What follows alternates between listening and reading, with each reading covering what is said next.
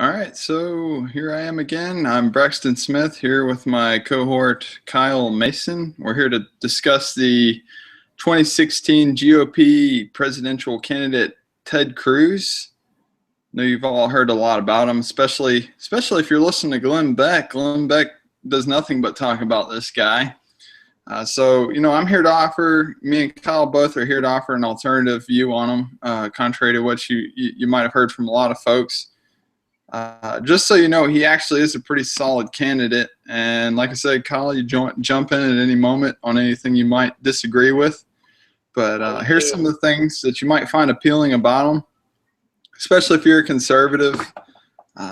So he's strongly anti-abortion, accepting procedures where the pregnancy endangers the mother's life. He does oppose same-sex marriage and civil unions, as he believes that they can only be defined as between one man and one woman, but he believes in the legality of same-sex marriage being left to each state to decide. It's a classic libertarian stance. I'm for the this is one I want to just go ahead and jump on right out the gate. This is one I don't even think the states have the right to decide this. I think when it comes down to, and really, I don't think there should be any tax exemptions done on this. But so far as a marriage, that's where state separation of church and state comes in. I really don't believe there should be the government should ever have a decision on what is marriage. Marriage is defined on a religious level. Here I am agnostic, and I got to support the church on this one, and that they should be the ones defining it. If there's a church that wants to make a marriage so in the view of their church, and it just happens to be same sex, so be it. Even down to the state level, I appreciate that he's taking the power from the federal government and delivering it to the state, but it should still be on a personal level, or on a. It should still be left up to the religion itself, being that's where marriage comes from. Yeah, I don't think the state. I think the biggest reason why the state's involved is for tax credits. Obviously, people want to push their religious views on people, but yeah, I agree, and I think that's going to go with. We're seeing the evolution of same-sex marriage. I think it's going to go into state being pushed completely out of it, and then you're going to see the evolution of polygamy come into mainstream as well. Right. Which is going to be sweet. Sure. Just kidding. A little comic relief there. Just a little comic relief. All right, let's. All right, so moving on. Some other aspects you might like about Ted Cruz, being that you may be a conservative or even libertarian. He is a gun rights supporter. Time and again, he's voted in favor. Sometimes you have these dog ears where they'll try and hold back. They'll try and pass some legislation that seems like it's pro guns, but then in the end, ultimately, there's more regulations involved that end up dragging it down. And he has seen time and again that there's more rights coming out of the bill than regulations. So he's solid on that. For all you potheads out there, he does oppose the legalization of marijuana on a federal level. And granted, though, he does believe it should be decided at the state level. So I don't know necessarily what that means. Really, at a federal level, if you're deciding that you want to legalize marijuana at that point, then it comes up to the states. So, like, if you're a president, you should say that, okay, now we're going to legalize it on a federal level. So now it's up to the states whether or not they want it to be legal. Right. So I don't know necessarily where he stands on that. It kind of, I guess it's better. A little bit of a Mark Rubio stance. It's kind of, I'll just leave it up to the states because I'm kind of don't want to go down that road because it's not politically attractive. Right. You know what? Whatever. Let's force their hands. Yeah. Yeah, I would like to see where he goes in the end on that one. That one's kind of huge because, there's a whole bunch of principles you can hit down the road because there's so many hypocrisies because it's like, between drug usage and gun usage, you talk about, as long as the user is responsible with the gun, then what's the problem? And no matter what, if you make guns illegal, they're still going to get a hold of it. Well, the same principle applies to drugs. If you make them illegal, they're still going to get hold of it. If they're responsible with it, well, what's the problem? So it's about all I'll leave with that one, because he doesn't really get too heavy into that one. And that's kind of a problem I have with him. Like, I kind of wish he'd get a little more staunch on his defense with that one. But some other things you might find interesting is he did in 2013, he did propose the abolition of the IRS and did want to implement the flat tax, which I'm sure a lot of you heard his tax plan. I want to say it was like, what, 10% or something? It was like 36,000. No one pays any taxes up to 36,000. Then he gets rid of all the corporate taxes and payroll taxes, and then it's a 16% flat tax for business. So, and a 10% flat tax above, $36,000 for everybody. Which, I mean, that sounds pretty good. But one thing I think we actually discussed, in fact, I know we discussed on a recent discussion of the presidential debate, he actually came out and he was supporting the 16% income, or rather import tax, basically a tariff. I think they call it import tax because that sounds a little better than a tariff. Yeah. That was one of my big beefs with him. That's actually a pretty huge beef. Not the biggest concern I have with Ted Cruz. Like I say, it's pretty solid, but when it comes to taxes and you're talking about taxing imports versus, giving total tax relief towards exports, there's no taxes on exports, but 16% tax on imports. It's like you were saying in our debate, or discussion rather, during the, about the GOP candidates, is that, we put a 16% import tax. Okay, well, now China's going to put their 16% import tax. And then on top of that, if you're charging 16% more for imports, well, that's 16% less that domestic companies have to compete. They can charge 16% more now because that's what they have to compete with. And again, in the end, the consumer is the one that's getting fucked here. Yes, they're getting screwed. Yeah, it's they just sell it slightly under the tariff, and then they just start lobbying for that tariff to stay in place. All right. Is there anything you want to discuss? I didn't want to whore this whole thing out here. I was going to let you. No, you're good. Just keep on rolling. All right. So Cruz than me.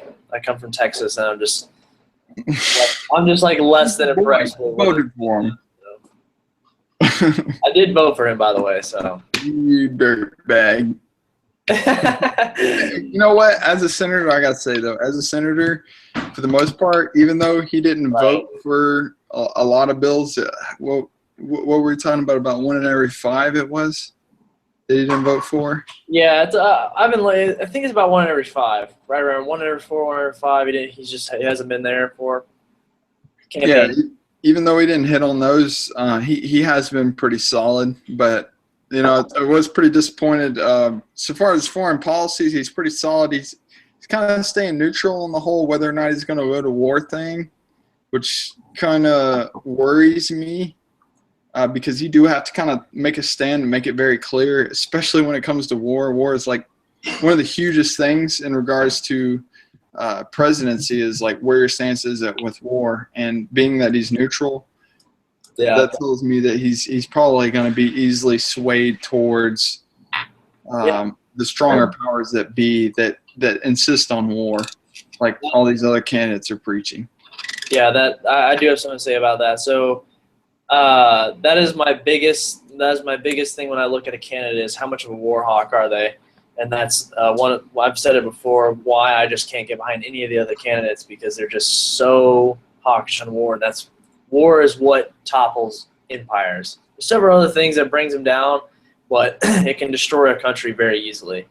And the fact that he has a weak stance on it, it tells me 2 things. One, he's just going to go with the flow, and what the flow has been since World War II is just, let's keep having wars. Let's keep having invasions, influencing other countries through military strength, so he could just go with the flow. Or he's very hawkish, and and doesn't want to come out as a very hawkish person. The third could be that he is he's not very hawkish and he wants to pursue other avenues of diplomacy and strength, but I really doubt it.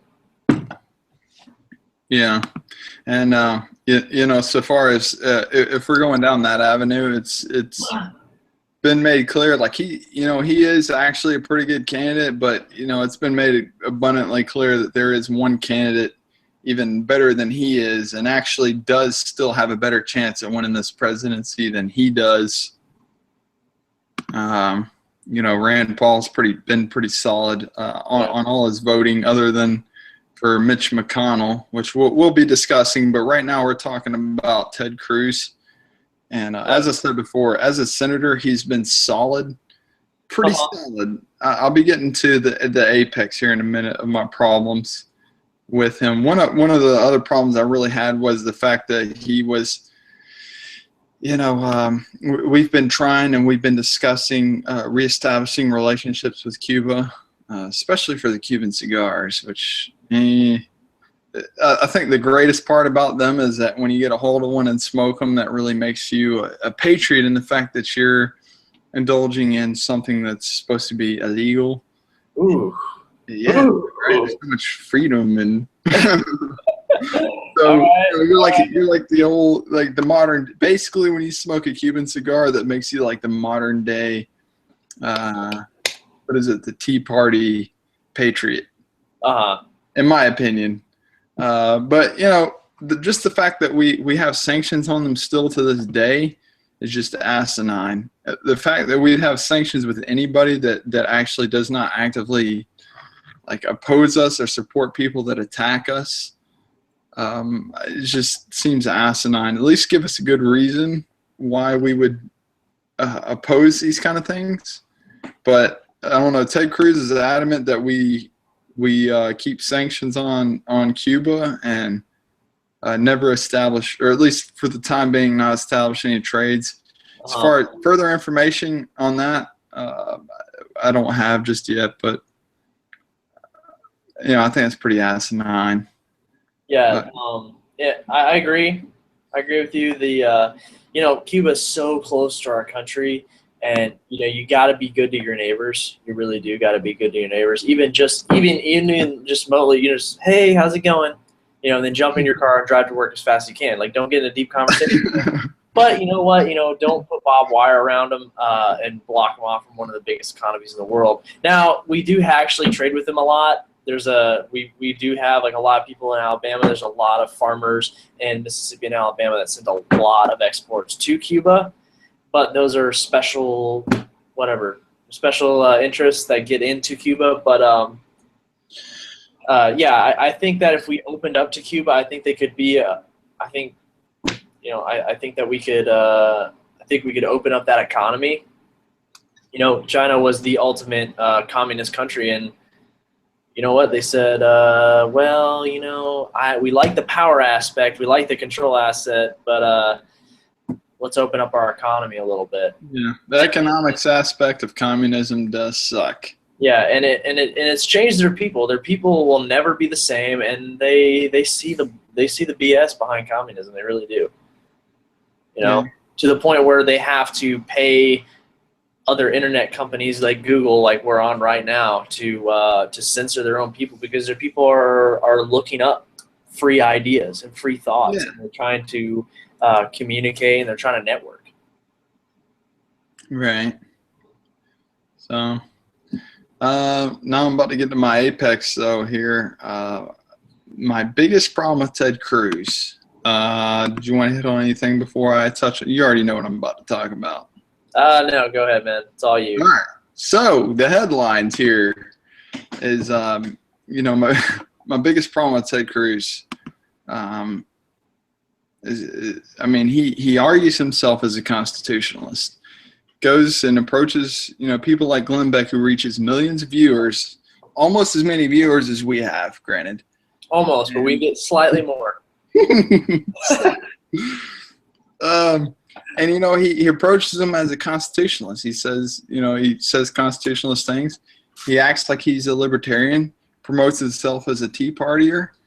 But, when it comes to things like the Fourth Amendment, well, this is where he falters. In 2015, he voted in favor of the USA Freedom Act, which, contrary to the name, is actually quite the opposite. It's where you sacrifice your freedom of the Fourth Amendment and you give it towards security.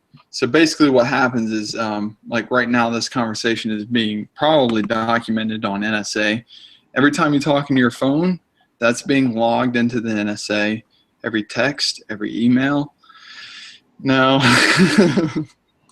Quit it, Ken. Quit it. Get him. So Ted Cruz actually endorsed and voted for in 2015 to reauthorize it under the USA Patriot Act. And under the Patriot Act, he did want to reform some of the provisions, but he was most staunchly defending the wireless tapping. Yeah. So and understand that all of this can be attained through warrants. So if there's somebody that was actually a threat, they could actually issue a warrant and get a hold of these people, which is how they usually convict people. But under the way the Patriot Act and the Freedom Act go, basically what they're doing is data mining and saving in these huge facilities created by the NSA, the National Security Agency. There's these huge facilities where they just store all this information on every conversation you've ever had with anybody and can access it at any time. Yeah. So just to put on top of that, just because what you're talking about, I know a lot of you say, if you aren't doing anything wrong, then why do you have anything to be afraid of? But just understand that one day what you do now may not be considered legal. It may be considered wrong and can be used against you later on in life. And not necessarily in a court of law, maybe just against public opinion. Right. Making against a case against you or whatever it may be. Right. So, and the biggest thing about this is, and not even if they came out with this information and it would make it okay because it's still against the Fourth Amendment, but I would really love to see evidence of benefit. I would like to see some outcome. I would like to see benefits of these programs, not just because you're breaking the Fourth Amendment and you're totally it's total overreach, but also just the dollars you're spending. Where's the outcome? Where's the benefit? Who have you caught that has directly affected American lives? How many American lives? Who are these people? Where are they now? Are they in jail? Where? What? Have you stopped attacks, plots? What has it done for Americans? And actually, that they have come out with results on that, discussing how many arrests have been made, and it's actually quite meager.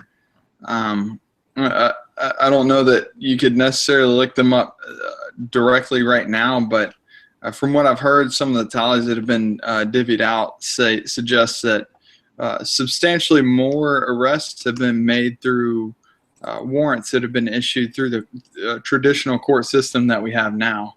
Because for the most part, there's no reason to suspect anyone of a crime unless there's evidence to substantiate that claim. And once you come to that, then you get a warrant. Then you have almost unlimited power to capture this person. So to actually surrender over just all the Fourth Amendment's rights of people that have committed no crimes is just completely unnecessary. Right. Well, I know the head of the FBI has come out and said that these have not made us these tactics have not made us any safer. This is the head of Federal Bureau of Investigation. Yeah. I think he is well-rounded and intelligent on this area in particular. Maybe, just maybe, the head of the FBI. Maybe. Maybe not. Maybe the, I don't know. Maybe someone else more qualified. Like a community organizer that got voted. Or a liberal blogger. Yeah, or a liberal blogger. I don't know. maybe, I don't know. Yeah, the tactics that they've used, he said that they're not effective. He also made a legal case for it, but which is actually very odd that he came out and spoke against it, because he's put into place by the administration. That place changes very often. So for him to come out and say that, it must be saying something. Either maybe someone stepped on his toes, or maybe he's already on his way out the door. But no shit. Yeah. So basically, in summation, what I want to say about that, why the Fourth Amendment is so huge to me, is that I know a lot of you people that may be listening to this. Actually, I would wager probably over 90% of the people watching this right now have committed some crime at some point in the past week or so. You might have run a stop sign. You might have smoked a joint. A lot of you I know are probably in favor of the legalization of marijuana. So, you may say, if you aren't doing anything wrong, then what do you have to hide? But at the same time, it's like, I guarantee you've done something in the past month that you could actually be held accountable for. There's some things that so just because it's the law doesn't mean that it's right. And that's the awesome thing about the Fourth Amendment, is that it does give you some kind of cushion right there, so that if it's really not a big deal, it just kind of gets swept under the rug. But if it did harm the community, they will hunt you down and they will get you. But when you abolish the Fourth Amendment, you will be, if deemed necessary by the powers that be, you will be held accountable for every action you ever commit that's against their rules.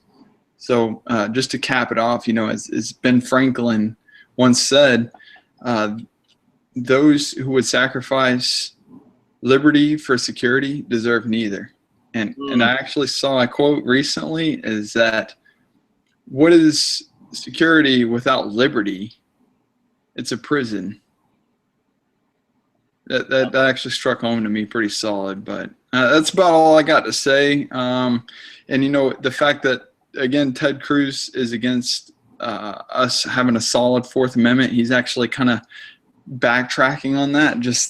It's almost as though he's going against any other libertarian ideas. I mean, Fourth Amendment's one of the biggest. Your First, your Second, and your Fourth Amendment, to me, are some of the most important. So for him to dissolve the Fourth Amendment is a travesty. So that's all I got to put in on it. You got anything else, Cal?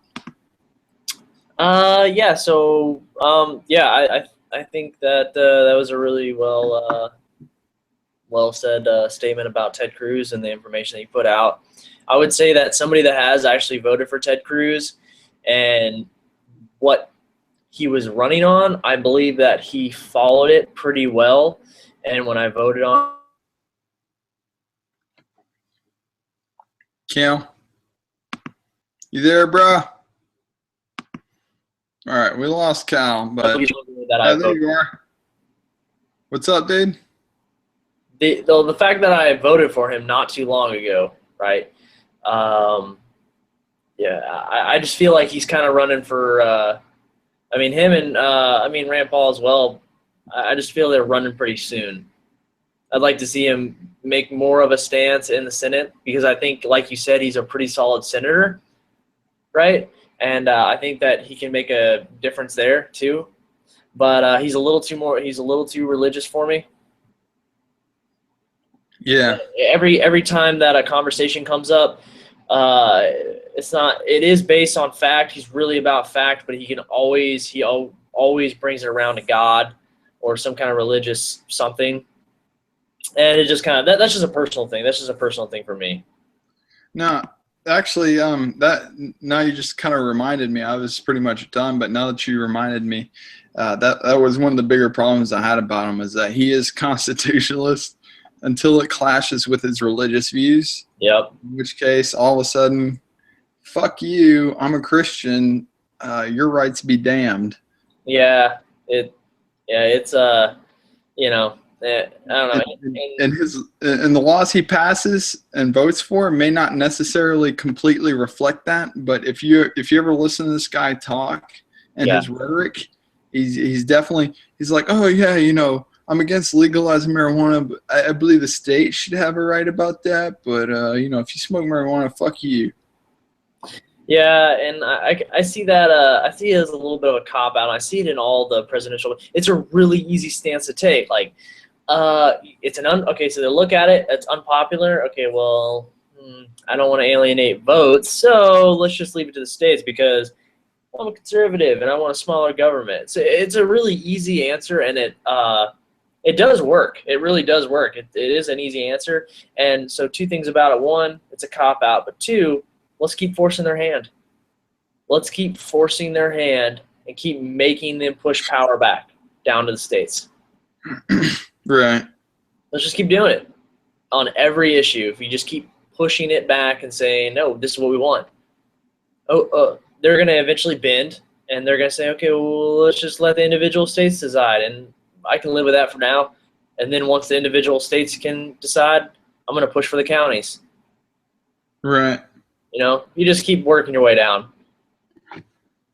till eventually you, as a grown man, can decide, whoa, I don't want to freak anyone out here. Yeah. I don't know. We're talking about some pretty crazy things. They probably are getting our coordinates right now for strikes. For the next drone strikes, yeah. Oh, man. Star Wars drone wars. All right. Well, we're sitting at 26 minutes, so want to wrap it up? Yeah, that's all I got to say. You got anything else you want to throw in about them? Nope. You can go ahead and do the ending there. All right. So like we said there, at the end of every episode, we definitely appreciate the commentary and any discussions. We've yet to have any. I had one crazy listener viewer the other day. Me and Jake had a conversation with, and you know, they deleted us and blocked us. But you know, we try to be reasonable. All right, we try to be reasonable, and then sometimes it just. Well, let's not chase them off, man.